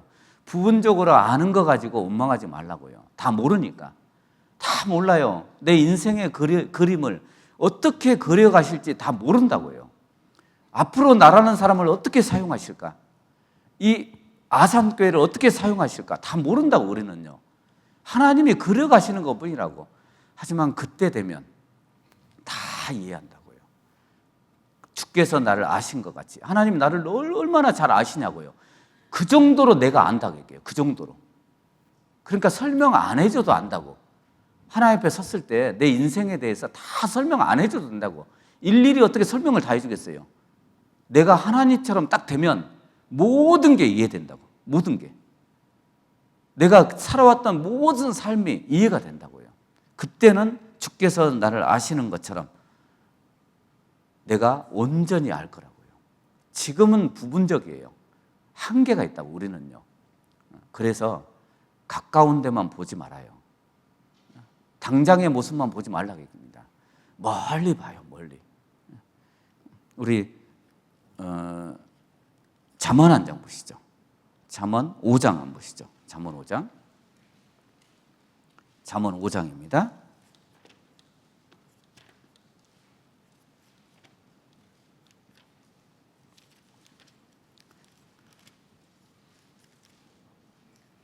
잠언 5장 9절입니다. 9절. 5장 9절. 잠언 5장 9절입니다. 5장 9절 제가 읽겠습니다. 두렵건대 내 존영이 남에게 잃어버리게 되며 내 수완이 잠포자에게 빼앗기게 될까 하노라. 두렵건대 타인이 내 재물로 충족하게 되며 내 수고한 것이 외인의 집에 있게 될까 하노라. 11절에 우리 11절 13절까지 같이 읽겠습니다. 두렵건대 마지막에 이르러 내 몸 내 육체가 쇠퇴할 때 내가 한탄하여 말하기를 내가 어찌하여 훈계를 싫어하며 내 마음이 꾸지람을 가벼이 여기고 내 선생의 목소리를 청종치 아니하며 나를 가르치는 이에게 귀를 기울이지 아니하였던고. 됐습니다. 두렵건대 9절 10절 11절 이렇게 나오죠. 그래서 11절에 보면 두렵건대 마지막에 이르러. 따라서 해보시죠. 마지막에 이르러. 마지막에 온다 얘기예요. 왜냐하면 잠언 5장 내용 그 앞 구절에 보면 음녀의 입술이 나옵니다. 처음에는 꿀을 떨어뜨려요. 너무 달아. 나중은 쑥처럼 써. 그게 음녀의 입술이다 얘기예요. 마귀가 주는 게 그렇게 주는 거다 얘기예요. 우리에게 꿀처럼 달콤하게 다가와. 결국은요 멸망시키려고 하는 거예요. 근데 하나님은요 반대예요. 반대. 꿀은 나중에 주시려고 하는 거예요. 지금은 써요. 써. 내 인생 자체가 쓰다고요. 지금요. 그리스도인들의 삶은 이 세상의 사람들, 고난받고 살아가는 사람들보다 더 쓰다고요. 구원받은 사람들의 삶은 더 고통스럽다고요. 그런데 왜요? 나중에 꿀을 주시려고. 그러니까 후회하지 말라고 얘기해요. 마지막에 이르러. 마지막에 올 거 아니냐고 얘기해요. 마지막. 그때 돼서 후회할 거다. 왜 선생의 목소리를 청종치 않았을까? 내가 왜 교훈을 듣지 않았을까? 이런 날이 올 거다 얘기해요. 마지막에 올 거 아니냐고. 마지막에 이르러. 저는 이 구절이 너무 마음에 와닿았어요. 마지막에 이르러. 결국은 올 거 아니냐. 구원받은 사람들에게. 그 마지막을 기다리고 있는 사람들이 구원받은 사람들입니다. 그런데 그 마지막 때 후회하지 않았으면 좋겠어요. 그래서 두렵건대 마지막에 이르러. 내 몸, 내 육체가 쇠퇴할 때 이런 날이 올 거 아니냐고. 이때 후회한다고. 한탄하여 말하기를 내가 어찌하여 훈계를 싫어하며 내 마음의 꾸지람을 가벼이 여기고 내 선생의 목소리를 청종치 아니하며 나를 가르치는 이에게 귀를 기울이지 아니하였던 거. 마지막에 이르러서. 우리 잠언 31장에 우리 현숙한 여인 나오죠. 여러분 현숙한 여인은 여자의 모습을 얘기하는 게 아니에요. 교회예요. 교회. 첫 번째는 교회의 모습이라고요. 현숙한 여인이 교회의 모습이에요. 자, 이렇게 나옵니다. 보시죠. 누가 현숙한 여인을 찾아 얻겠느냐. 제가 중요한 것만 몇 구절만 보시죠. 찾아왔겠느냐. 그 값은 진주보다 더하니라. 이런 자의 남편의 마음은 그를 믿나니 사람이 핏절지 아니하겠으며 그런 자는 살아있는 동안에 그 남편에게 선을 행하고 악을 행치 아니하느니라. 그는 양털과 삼을 구하여 부지런히 손으로 일하며 상고의 배와 같아서 먼 데서 양식을 가져오며 밤이 새기 전에 일어나서 그 집 사람에게 식물을 나눠주며 여종에게 일을 정하여 맡기며 밭을 강품하여 사며 그 손으로 번 것을 가지고 포도원을 심으며 힘으로 허리를 묶으며 그 팔을 강하게 하며 자기의 무역하는 것이 이로운 줄을 깨닫고 밤에 등불을 끄지 아니하고 손으로 송뭉치를 들고 손가락으로 가락을 잡으며 그는 강건한 자에게 손을 펴며 궁핍한 자를 위하여 손을 내밀며 그 집 사람들은 다 홍색 옷을 입었으므로 눈이 와도 그는 집 사람을 위하여 두려워하지 아니하며 그는 자기를 위하여 아름다운 방석을 지으며 세마포와 자색옷을 입히며 그 남편은 그 땅의 장로로 더불어 성문에 앉으며 사람의 아는 바가 되며 그는 배로 옷을 지어 팔며 띠를 만들어 상고에게 맡기며 능력과 정기로 옷을 삼고 후일을 웃으며 입을 열어 지혜를 베풀며 그 혀로 인애의 법을 말하며 그 집안 일을 보살피고 게을리 얻은 양식을 먹지 아니하며 보세요. 부지런히 손으로 일하고 먼 데서 오는 양식을 가져오며 밤이 새기 전에 일어나고 얼마나 부지런해요. 여종에게 일을 정하여 맡기고 그 손으로 번 것으로 포도원을 심고 밤에 등불도 끄지도 않고 그는 강건한 자에게 손을 펴며 그러니까 선한 일도 한다 얘기해요. 구제사업도 하는 거죠. 궁핍한 자를 위하여 손을 내밀며 그는 배로 옷을 지어 팔며 띠를 만들어 상고에게 맡기며 집안일을 보살피고 게을리 얻은 양식을 먹지 않고 얼마나 부지런해요. 이 여인이. 그죠? 그럼 남편은 뭐예요? 남편은요 성문에 앉아서 장로들과 얘기하고 있어요. 그러니까 남편은 높임받고 있고 자기는 엄청나게 일을 하고 있는 거예요. 새벽 일찍 일어나세요. 이게 교회라고, 교회. 교회의 역할이라고 이게요. 얼마나 교회가 부지런하게 일을 합니까? 또 가난한 사람들을 도와주지 않습니까? 영적으로 가난한 사람 도와주고 그게 전도 집회 아닙니까? 그렇게 하는 이유가 뭐예요? 예수님을 높이고 예수님은요 높임 받는 거예요. 그래서 존귀, 영광, 모든 권세 내가 받고 멸시천대 십자가는 예수님이 받고 아니에요. 반대로 존귀, 영광, 모든 권세는 누가 받고요? 예수님, 주님이 받고요. 멸시천대 십자가는 누가 받고요? 내가 받고요. 그렇게 하다 보면 나중에 주님 앞에 가면 나에게 존귀, 영광을 주실 거예요. 반대로 해 주실 거예요. 하나님이요. 그러니까 이 땅에서는 멸시천대를 받는 게 너무 당연한 거다 그게요. 그런데 이 현숙한 여인이 이렇게 하는 이유가 뭐냐 그게. 이유가 있을까 있냐? 다른 이유가 없습니다. 우리 같이 한번 읽어보시죠. 능력과 정기로 옷을 삼고 후회를 웃으며. 그러니까 언제 웃으려고? 나중에 웃으려고. 나중에. 여러분 지금 웃으려고 하지 말아요. 나중에 웃어요. 나중에. 그러니까 구원받은 사람들은 나중에 웃으려고 하는 거라고요. 지금 웃으려고 하는 게 아니라고요. 지금은 고난이 있고 눈물이 있습니다. 하지만 후회를 웃으며. 여기 보시죠. 그래서 이 여인에게 돌아오는 게 뭐예요? 칭찬이에요. 칭찬. 다른 거 없어요. 칭찬이에요. 그 자식들은 일어나 살해하며 그 남편은 칭찬하기를. 덕행 있는 여자가 많으나 그대는 여러 여자보다 뛰어난다느니라. 고운 것도 거짓되고 아름다운 것도 헛되나 오직 여호와를 경외하는 여자는 칭찬을 받을 것이라. 그 손의 열매가 그에게로 돌아갈 것이요 그 행한 일을 인하여 성문에서 칭찬을 받으라. 이게 잠언 31장 마지막 내용입니다. 결국 칭찬으로 끝난다고. 이 전도서도 헛되고 헛되며 이렇게 시작하지 않습니까? 여호와를 경외하는 걸로 끝나요. 전도서 내용이. 그러니까 헛되다는 게 뭐예요? 해 아래서는 헛된 거다 이런 뜻이에요. 해 아래서 헛된 것만 강조하는 게 아니에요. 해 아래에서는 다 헛된 거다. 뭐가 있다는 얘기예요? 해 위가 있더라 그런 뜻이에요. 그게 전도서라고요. 해 아래에서는 헛된데 해 위가 있더라 그 얘기예요. 하나님이 주시는 게 있다고요. 그러니까 칭찬으로 딱 끝난다고요. 잠언 내용이요. 이 현숙한 여인이 결국 받는 게 뭔데요? 칭찬이라고. 칭찬. 여러분 D.L. 무디 아시죠? 마지막 죽을 때 했던 말입니다. 오늘은 내가 면류관을 쓰는 날이야. 참으로 영광스러운 날이지. 참 이렇게 마지막 유언을 남길 수 있으면 얼마나 좋겠습니까? 나는 이제 면류관을 쓰는 날이야. 너무 영광스러운 날이지.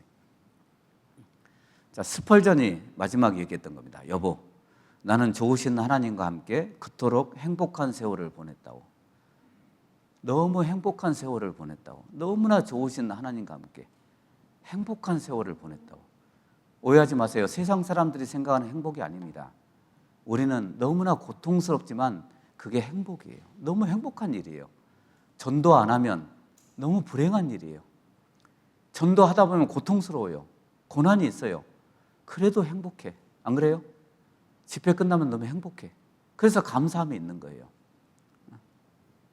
자, 요한 웨슬레도 가장 좋은 것은 하나님이 우리와 함께 계시는 것이다. 이렇게 마지막 유언처럼 얘기했습니다. 캐서린 부스 아시죠? 윌리엄 부스의 아내입니다. 물에 밀려들고 나도 밀려간다. 그러나 난 물 위에 올라있다.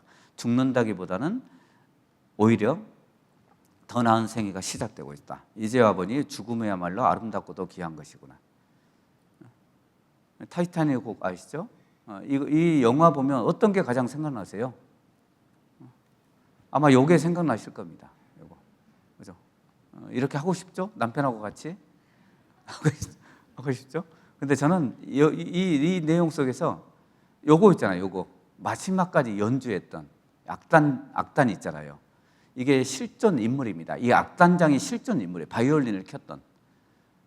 웰리스 하틀리라는 사람입니다. 실존 인물이에요. 전도하러 일부러 탔습니다. 그 배에.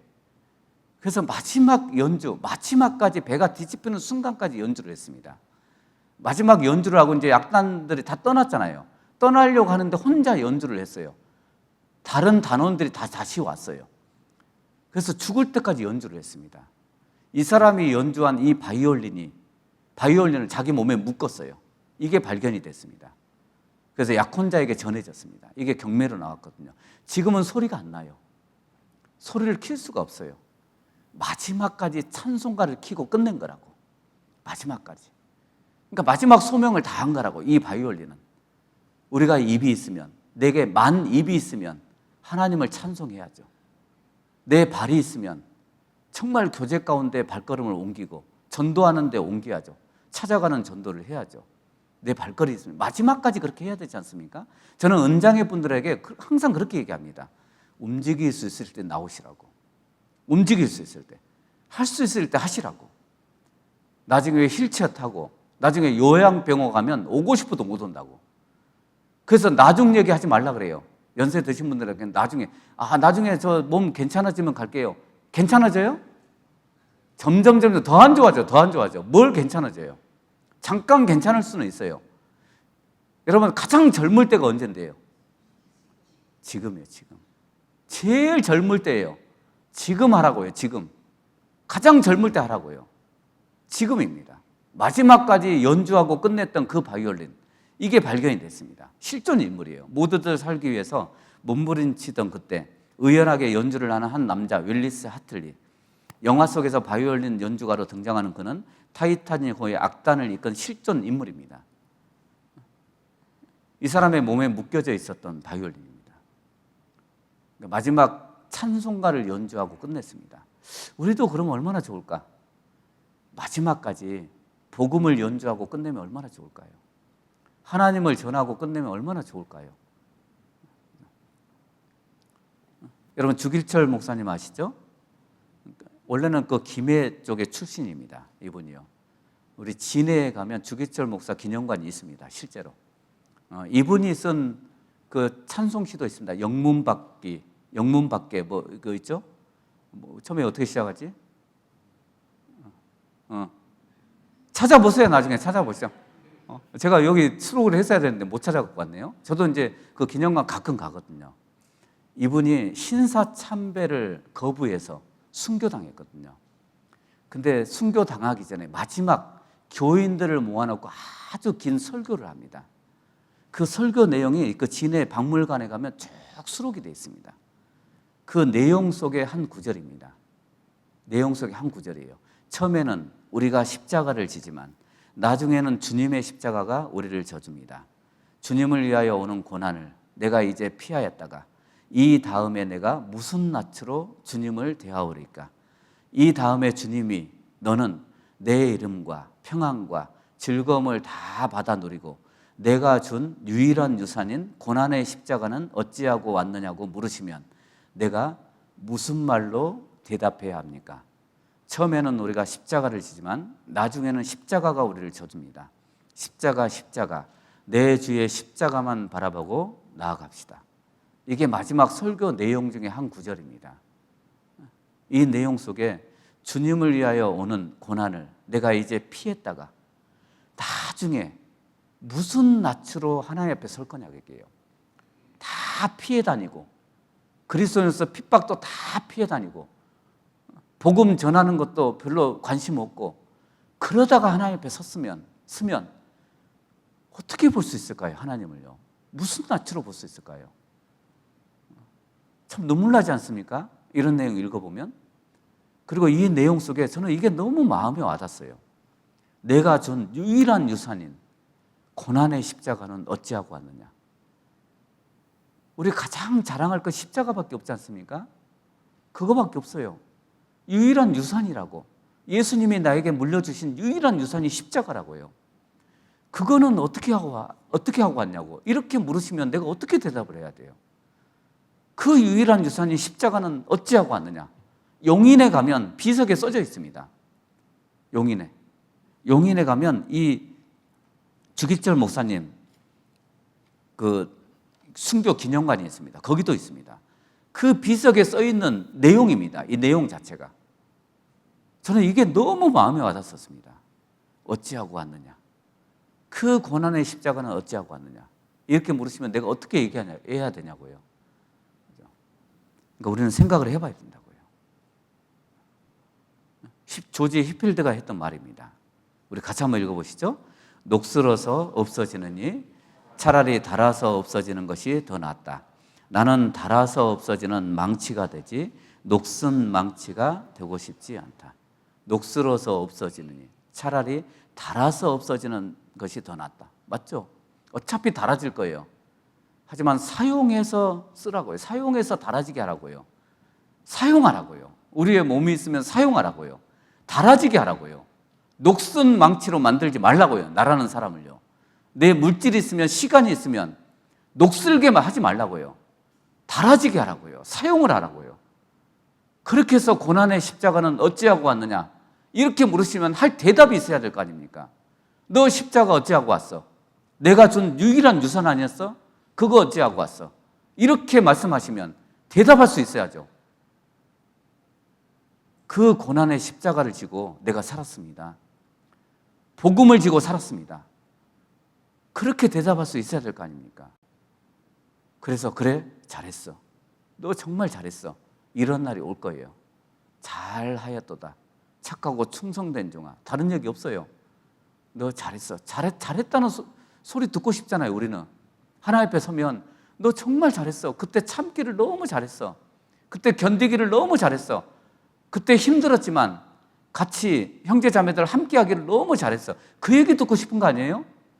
우리는 그 한마디 듣고 싶은 거예요. 수능 시험 본 아이가 듣고 싶은 이야기가 뭔지 알아요? 딱 한마디예요. 뭐예요? 너 인서울 할 수 있어? 시험 잘 봤어? 이게 아니라고요. 수고했어. 고생했지? 그 얘기 듣고 싶은 거야. 그 아이는. 부모의 관심은 성적에 있지만 아이는 그 말에 관심이 있다고요. 너 수고했어. 얼마나 고생했냐고요.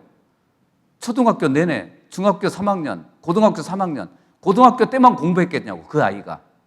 그 과정이 있을 거 아닙니까? 얼마나 힘든 과정을 거쳐왔겠냐고. 그러면 듣고 싶은 얘기가 뭐예요? 수고했어. 고생했어. 그 얘기 듣고 싶은 거예요. 우리가 듣고 싶은 얘기가 뭔데요? 하나님 앞에 가면 너 잘했어. 정말 잘했어. 그때 너무 잘했어. 참기를 너무 잘했어. 나를 위해서 고난받는 걸 너무 잘했어. 그 얘기 듣고 싶은 거예요. 그러니까 이틀만 기다리라고, 이틀만. 멀리 보고 살라고요. 이틀만 기다려요. 아무리 고통스러워도 이틀만 기다려요, 이틀만. 긴 어둠의 터널을 지나가면 빛이 보여요. 터널을 왜 들어가요? 나가는 일이 없으면 안 들어가요. 언젠간 나갈 거 아니까요. 언젠간 나갈 거니까. 아무리 길어도 지금은 긴 어둠의 터널을 들어가는 것처럼 지나가는 것처럼 지나가요. 하지만 조금만 기다려요. 언젠간 나가요. 멀리서 봐봐요. 빛이 보여요. 멀리서 보면 보인다고요. 세계에서 가장 긴 터널이 55km입니다. 스위스 알프스 산맥을 뚫었습니다. 거기를 왜 들어가냐고요? 언젠간 나갈 거니까. 아무리 길어도 언젠간 나갈 거니까. 우리 해저 터널 이런 데 왜 들어가냐고요? 언젠간 나갈 거니까요. 그죠? 우리도 마찬가지. 긴 어둠의 터널을 통과하는 것처럼 가고 있습니다. 하지만 언젠간 나갈 거예요. 그 나갈 때 예수님이 다시 오실 때 내 손을 잡고 야, 끝났어. 겨울도 지났어. 비도 그쳤어. 가자. 그런 날이 올 겁니다. 내 손을 잡고. 우리 아가서 2장에 있는 그 말씀처럼. 근데 우리가 너무 잘 아는 말씀이죠. 그런 날이 올 거라고. 이제 꽃이 폈어. 이런 날이 올 거라고. 우리 아가서 2장 10절만 보고 마치겠습니다. 아가서 2장 10절입니다. 아가서 2장 10절입니다.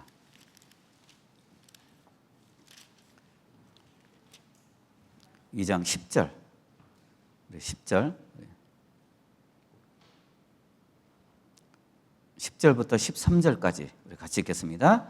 나의 사랑하는 자가 내게 말하여 이르기를 나의 사랑 나의 어여쁜 자야 일어나서 함께 가자.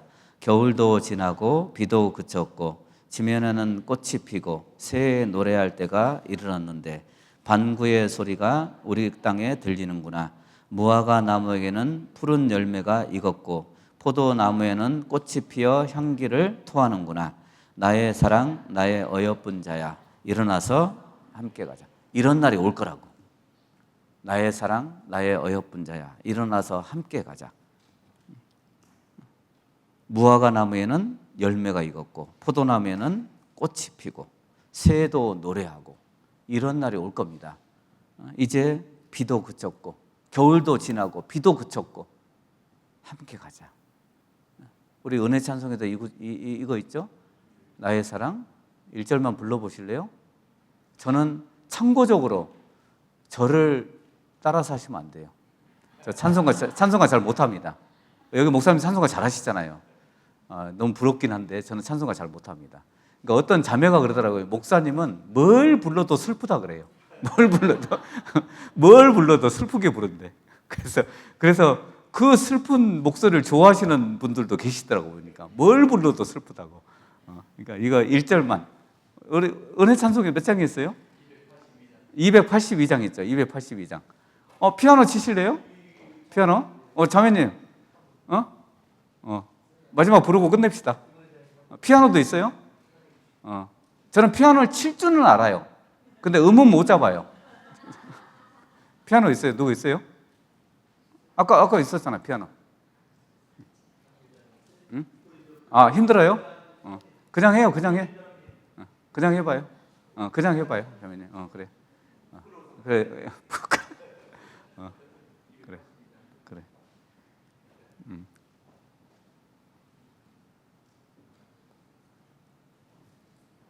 282장. 예.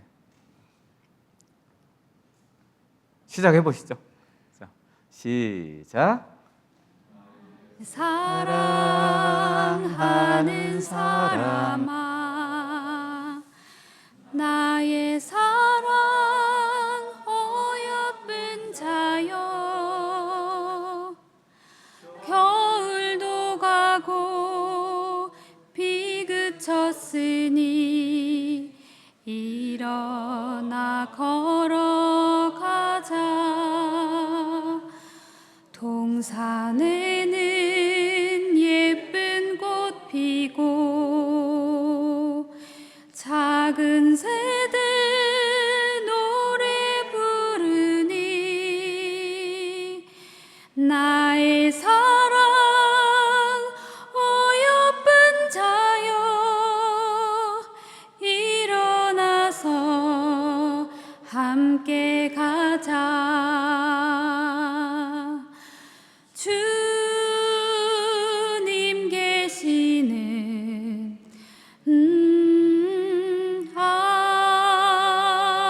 아름다운 곳,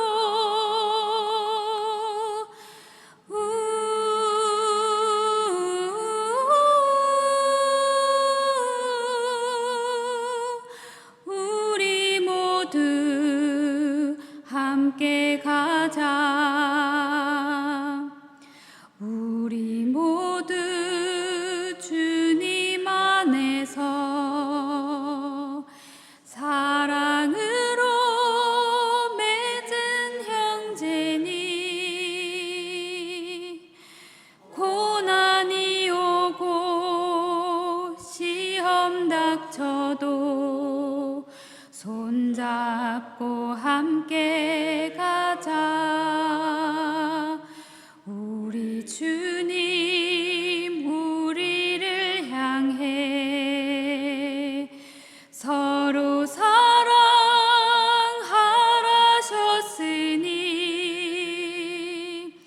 우리 서로 사랑하며 손을 잡고 함께 가자.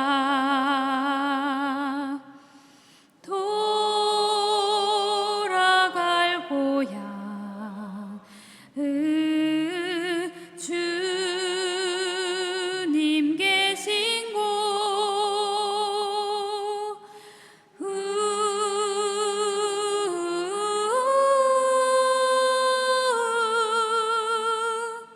손을 잡고 함께 가자. 이런 날이 올 겁니다. 조금만 기다려요. 조금만. 멀리 보고 사세요. 우리 같이 기도하시겠습니다. 우리를 사랑하시는 하나님 아버지 감사합니다. 죽을 수밖에 없었던 저희 영혼들 구원해 주시고 하나님 나라의 귀한 자녀로 삼으셔서 감사합니다. 또한 이 땅에서 영원히 함께 하신 약속 안에서 복음 전할 수 있도록 도와주셔서 감사합니다. 주님 앞에 간절히 원하는 것은 아직 구원받지 못한 사랑하는 가족들, 친척들, 이웃들에게 이 귀한 복음을 증거하기를 원합니다. 한 사람의 영혼도 소홀히 여기지 않고 주님께 인도할 수 있도록 우리를 귀하게 사용해 주시고 영혼들을 사랑하며 불쌍히 여길 수 있도록 주님의 마음으로 채우시옵소서. 한 주간 진행되고 있는 우리 아산교회 집회에도 주님의 도우심과 인도하심 가운데서 진행되며 듣는 모든 사람들이 주께 돌아올 수 있도록 한 주간 지켜주시고 그 마음을 마귀가 틈타지 않도록 주 성령께서 친히 붙잡아 주시옵소서. 또 함께 수고하고 희생하는 우리 아산교회 식구들 더욱더 지혜로운 마음과 기꺼이 즐거운 마음으로 함께 희생하며 봉사할 수 있도록 한 주간 지켜주시옵소서. 모든 것 주님께 맡기고자 합니다. 우리를 죄악 가운데서 구원해 주신 예수님의 이름으로 기도드렸습니다. 아멘. 예, 마치겠습니다.